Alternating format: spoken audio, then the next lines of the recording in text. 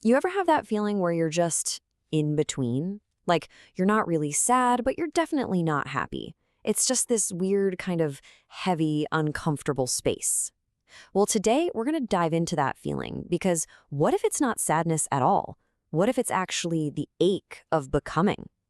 Let's get into what that really means. I mean, this line right here, it just perfectly captures what we're talking about. It's such a powerful way to reframe things. That ache isn't a sign that you're breaking down, it's a sign that you are breaking through. It's the feeling of stretching and shedding old parts of yourself that comes with growth. So, what's fueling this ache? Well, a lot of the time it comes down to something psychologists call cognitive distortions. But I think a much more powerful way to think about them is as negative instructions. These are basically subconscious commands our brain gives us that totally shape how we see ourselves and our journey. To change these patterns, you got to know what you're up against, right? So the first step is to actually put a name to these inner voices and start identifying the totally unhelpful instructions they're constantly feeding you. So, do any of these sound a little too familiar? Catastrophizing, that's that little voice whispering, always expect disaster. Mental filtering tells you to just completely ignore any good things and zoom in on what went wrong. Personalization, oh, that makes you think every problem is somehow your fault. And those should statements, ugh, they're the ultimate trap, right? They set these impossible standards, and then you just end up feeling guilty. Just recognizing these instructions is the very first step to telling them no. Okay, so once we can name those voices, the real work begins.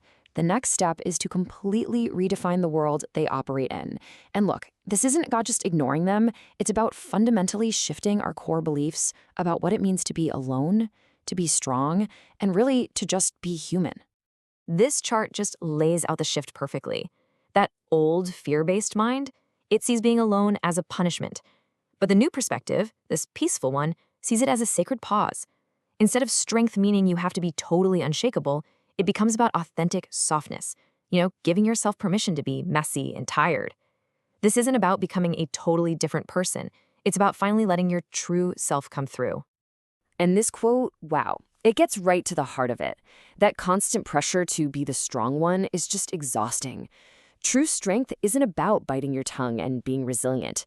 It's about having the courage to be soft, to actually feel your emotions without having to apologize for them, and just showing up as you are, even on the tough days. All right, so this all sounds good, but how do we actually do it? Let's shift from the ideas to the actions.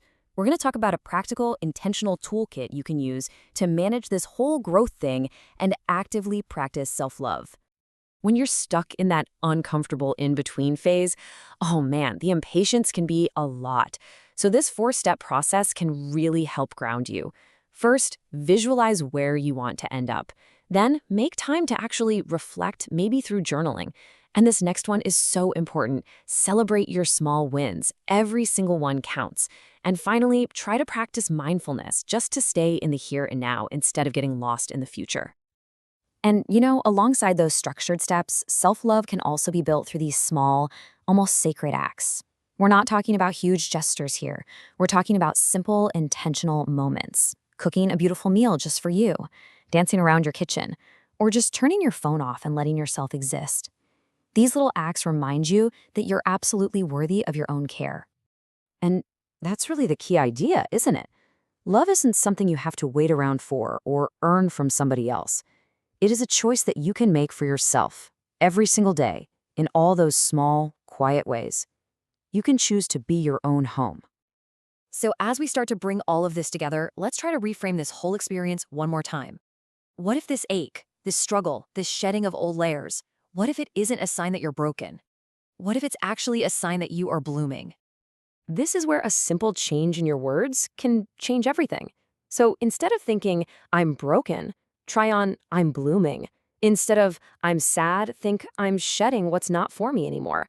And instead of feeling like you're behind, know that you're right where you need to be. You are becoming. And that is exactly what it means to bloom. It's reaching a place where you create your own joy.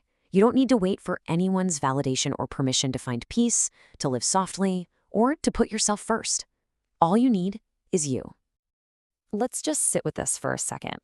This whole process is hard. It takes a ton of courage to face yourself, to stay put when things get uncomfortable, and to actively choose healing instead of running away. This is a moment to really honor that strength in yourself. So, look, if you only remember one single thing from our time together today, please let it be this. Whatever it is you're going through, I want you to know this simple truth. You are not broken. You are blooming. So, the last question I have is just for you. It doesn't have to be some grand gesture. Maybe it's just taking 5 minutes of silence or catching a single negative thought and flipping it around. How can you, right now, today, hold a little space for your own becoming?